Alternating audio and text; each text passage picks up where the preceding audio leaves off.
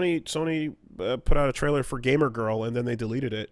And Gamer Girl is a live action game that is made by, I believe, the people who made Late Shift, which is hilarious because basically that's a really weird, cringy sort of live action movie game, but it ended up being kind of like, fun despite itself. And Gamer Girl is now the, simp simulator. Watch a girl on Twitch, and then there's a dark sinister Moderator, story. should I take this call from my ex-boyfriend? And then, if I'm not mistaken, Sony then deleted it like seconds later. Yeah. Yeah. I think the company that made it asked them to take the trailer down. Jeez. Okay. That game's in poor fucking taste.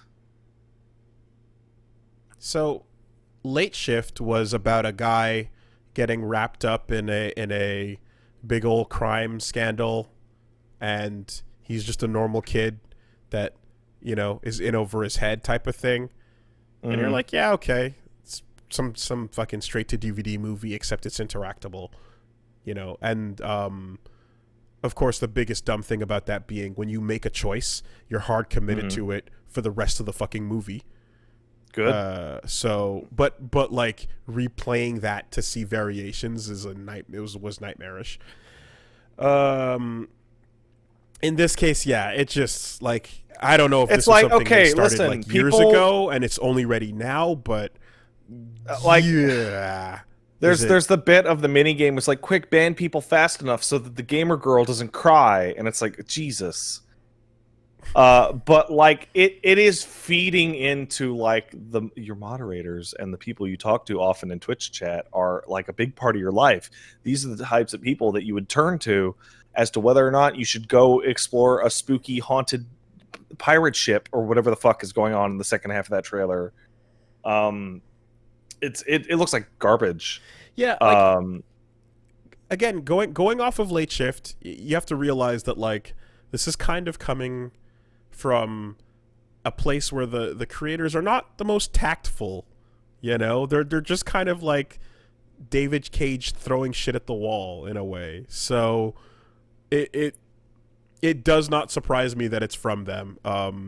But it is like a weird ass step into. So it's like the idea could be really cool. A cringy vibe. There's a game on Steam. I'm not sure if it's on anything else, but it's called I want to say it's called Not Fit for Broadcast. Is that the name of it? Okay. Not for Broadcast is the name of it. And Not for Broadcast is a game in which you are running a TV station. And you are like behind you're in the editing director's chair of like a news station, and you're like cutting to certain things and you're muting people in case they swear. And then there's a regime that's telling you to like silence people that are protesting against a certain thing. So you cut interviews short or stuff like that. And it's a really cool idea. And you could totally do a Twitch moderation version of that idea. You could totally be like, oh, this guy's spamming a bunch of robots, ban him, or this time him out, or just do like a Twitch version of Papers, Please. I was about to say, like Papers, Please is the proof of concept that you can do a fucking trite rote job as a game and make it engaging and fun. But this one's weird because it plays into like moderator as like confidant and close personal friend. It's like I am actually good close personal friends with some of my chat moderators, but that's because they were my friends first and then they became my moderators because I trusted them. But like it's playing into all the creepy parasocial parts. I was about to say Parasocial SIMPulator, if you would, is the other part of it that you can go down that road to. Yeah. Not a great. Can't wait to play it. Can't wait. That's correct. But they pulled it for a reason. That will probably. I'm not gonna tell you what's gonna happen on other people's channels, but like that seems much more up Paige's alley, considering she is the gamer girl that I know. that would be the best equipped to tell people how for real that experience is. The reception was definitely enough of a shock to them that they pulled it, and the positive thing about FMV based game development is all you got to do is film something else. So who knows if it's even coming out? Hold on, I'm seeing like cancellation articles. Yeah, there you go. That like is it even coming out? Like they dropped it, everyone went, "What the fuck are you doing?" And they went, "Never mind." Totally. That's not surprised. Do you want to hear? Oh, look what I was able to find. I was able to find the original text release of the game's announcement. Mm-hmm. Gamer Girl is about the impact user comments and actions have on a streamer's mental health and well-being. The reason why FMV Future created the game was to raise the issue of a toxic environment, which can often appear online behind the anonymity of a username. Without giving away too much, Gamer Girl is an empowering story of a female streamer who, with the help of her moderator friend, battles the trolls and overcomes the toxic characters in her stream.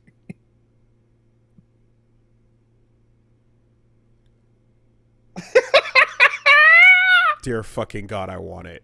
I want it. I want to play this I need it. I need it so bad. I need it. I need it. I fucking need it in my veins, dude. I need it in my veins. Yeah. Tell me, like what you just read, put that in a David Cage voice. Like, do you understand? It's the same kind of like level 1 of the discussion energy that vibes, you know? I want to broach a topic. I don't have I have the fucking mittens on to attempt to handle this very delicate thing, but what? I shouldn't do this? No, I'm going to go into this topic. I think you know what it reminds me of? It's just it reminds like me of tactless, dude. I remember this is one of the most this is pre Best Friends. This is a long time. Wait, is it? Yeah, it was 2007, 2008. Long time ago. But it's one of the defining moments of game trailers / representation that I can remember in the business. Mm-hmm. Because I came to you, say, "Hey, Woolie, what's up?" You said, "Whatever." And I said, "Did you see that fucking Resident Evil 5 trailer?" And you went, "No, I don't really, I mean, whatever." And I'm like, "You got to take a look at this shit." And I fucking queued up the second RE5 trailer. The first one was just Chris in like sunlight. Mm-hmm. And the second one was the scary one. Mm-hmm. The one that went loaded in. The one that went around.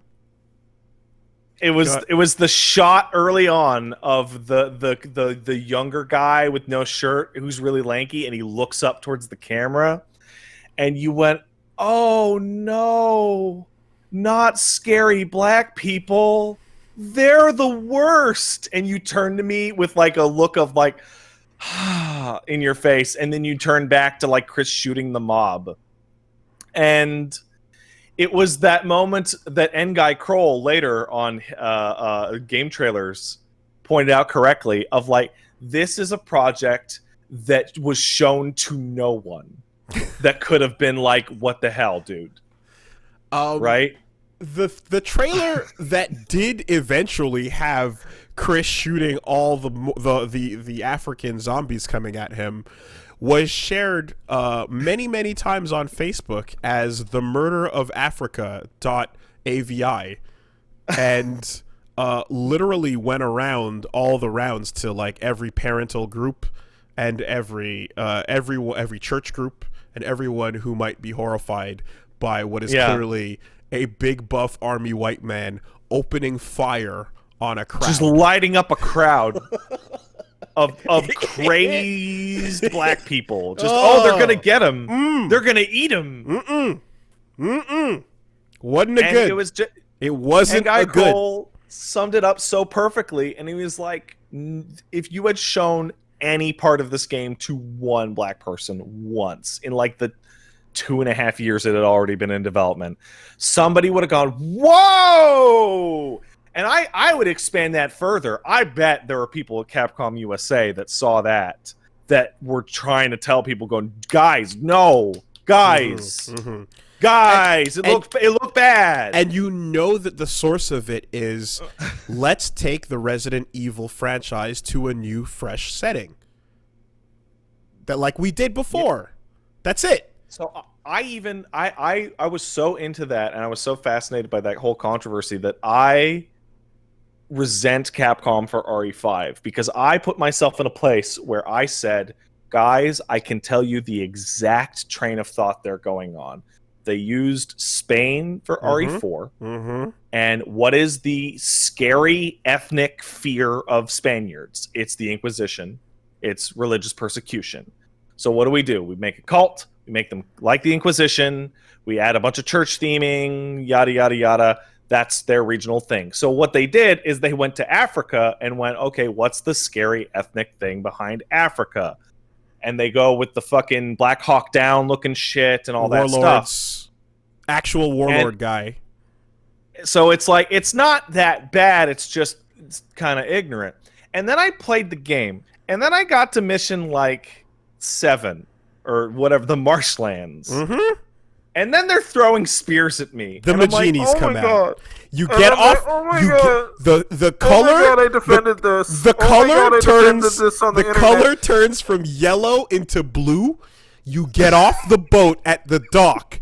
You walk in, and the village area divides into 2. And then the Mudmen rise up with their shields and spears, and they come at you. And yeah. I was like, are you? And so they just buried it a little bit further in the game. So I had a fun moment where Paige and I played through RE5, and she didn't know anything about RE5, right? And I'm like, strap in, because this is the one in Africa. And she's like, oh, it can't be that bad. And then we get into the chapter, and it's just like mouth agape. Just, But I want you to pay attention. Pay attention to how, like, the actual fix rolls out, in that can be there as long as it's deeper in. As long as it's past the point that anyone who's it's probably past the return date.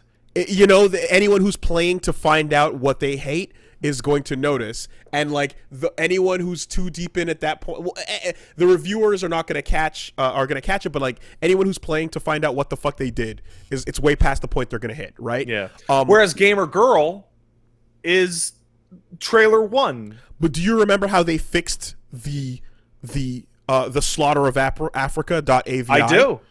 I right? do remember. Like, all they did was they made sure that whenever you saw a crowd of black zombies, there was always minimum 3 clearly white ones mixed into the bunch. So they made a fucking algorithm. One of the biggest things that they had, that people complained about, is that in the original footage you get to see that there are maybe 20 character models, and they are all just variants of the same exact like skin tone and general clothing, and it's 99. There's not a single white person in that trailer except for Chris. And then when they gave us the second pass on that trailer, they're like, okay, 60-70% of these models are black characters, but you got one guy that looks like Saddam Hussein that everybody remembers, that one Arabic looking guy. You got the blonde guy with the short white hair. And you got like 2 or 3 other non-Africans in there. So it's like, okay. Non-Africans, yeah. I believe that's the technical term. Zombie diversity pushed to the front, almost algorithmically. Also, here is Sheva. She is your black player 2 who also shoots the zombos. So it's not just the buff white man. And fixed. Solved. And then my favorite part was that I'm like, oh, okay, I see what they did here. Maybe they're improving. And then you get to something that was assuredly not changed, which is, Chris, what is it, Sheva? We have to go save that white woman. Yes! We have to go save her. Yes. She's got blonde hair. She's the only blonde-haired white woman in the game, and we met. Oh no, they've ruined her. They've turned her into a monster. And somehow, at the end of all of this, the most offensive thing to me is how they ruined Jill. Yeah. Who is also a blonde white woman in the game. She looks terrible blonde. She looks awful blonde. She's much better as brunette. It's the worst part. The worst part is they ruined Jill. It's that game is nuts. That game is absolutely fucking crazy. I would describe it as batshit. That's correct. I have played through it a bunch of times and with a bunch of people who had not seen it. And every time it is a fucking trip when you get to various parts of it.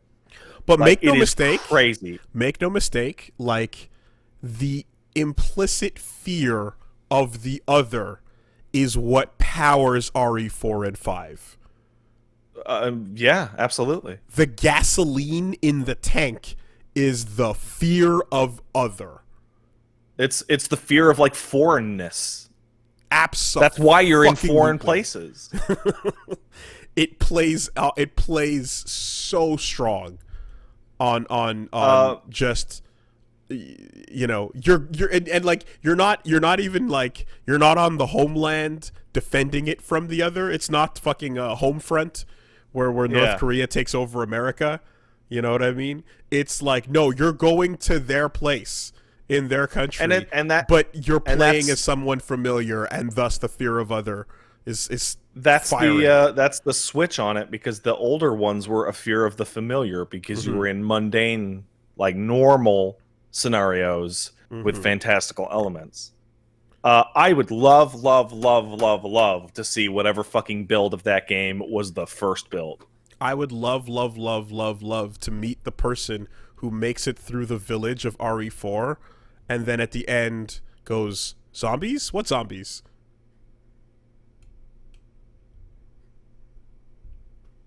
Well, I mean, they're not zombies.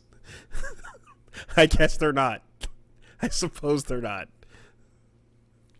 They have the power of speech. But yeah, whereas let's roll it back on to Gamer Girl. Gamer Girl, you don't have to get into the game to see the gross. It's right there on the surface.